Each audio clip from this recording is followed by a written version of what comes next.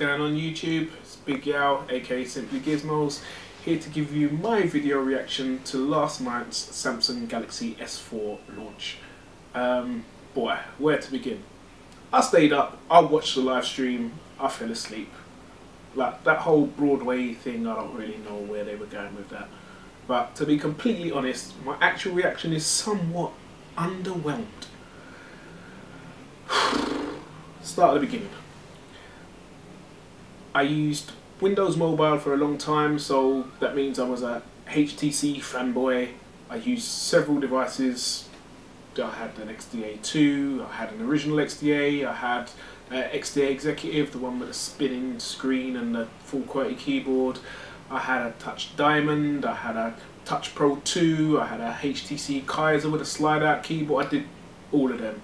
And what made me go Android was actually hacking a HTC HD2 and getting an Android port running, and I kind of liked it. You know, Android was starting to come of age, and around that time Samsung announced the Galaxy S2 at Mobile World Congress, and I liked it. Thought it was a good handset. I felt that it was going to be the best handset that year. I bought it, wasn't disappointed, didn't look back. So the following year, when they opted not to launch their handset at Mobile World Congress but to hold their own event, I was kind of excited. I was, again, pretty gassed. You know, I was following a live feed on some website, and yeah, I was gassed. I bought into it. Smart Stay, pop-up play, S-Voice, you know, all those gimmicky features that in practice you don't ever use. Like, I was sold. And I got the handset and I haven't looked back. It was a really, really good handset. And to be honest, it was only superseded by my recent acquisition of a Galaxy Note 2. And I love this. I think it's fantastic. The screen's vibrant. You know, the extra dimension that the stylus adds, I find quite useful. It's got great battery life, snappy device, great camera, really, really good. S4. No. I feel that the S4 should not even be called the S4. It should be called the S3S, because like Apple, it was more evolutionary than revolutionary.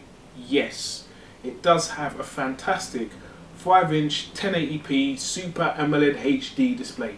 Brilliant. It's got a 13 megapixel shooter. In the UK at least, we're getting an 8-core processor. Sorry you Yanks, like, that's not cool, but you ain't getting that. But no, real talk. We're getting an 8-core processor here on the international version, and I'm kind of looking forward to that. But the biggest thing, the big thing about last night was HTC. I mean, seriously, they turned up at Samsung's launch event with hot snacks and discount vouchers for people in the queue waiting to get into the auditorium, and had the audacity to tweet the next big flop about Samsung's Broadway come train crash event for their new flagship handset. And you know what? I think they might be right. And it's not because it's a bad handset, but I don't think it moves the ballpark on enough. And adding a little aluminium bezel around the edge doesn't change the fact that it's made of plastic. This smartphone's gonna cost like £500 or £600. Let's be realistic. And I feel that, you know, on that note, the market has moved on. Look at the Google Nexus. Whilst it doesn't have LTE, it comes with wireless charging, it's got a pretty good display, it's got an 8 megapixel shooter, and it costs less than £300. So the innovation there is in the price point. It is a high-end handset without the high-end ticket price. It doesn't compromise on anything, and it is getting updates faster than any other device out there. And then, you know, away from that, you've got HTC's One, and it is impressive. There's no two ways about it. That screen looks deep and vibrant. I'm a big fan of AMOLED displays, but that LCD display on there looks really, really good.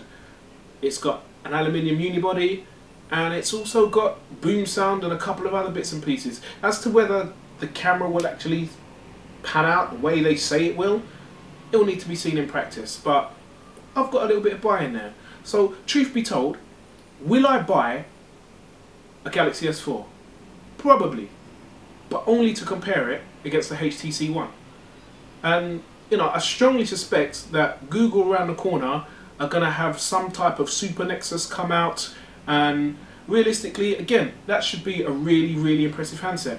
But Samsung needs to realise that whilst when they released the S3, their only major competition was probably the One X and the impending iPhone 5 launch, right now you've got the Xperia Z, you've got the Google Nexus, you've got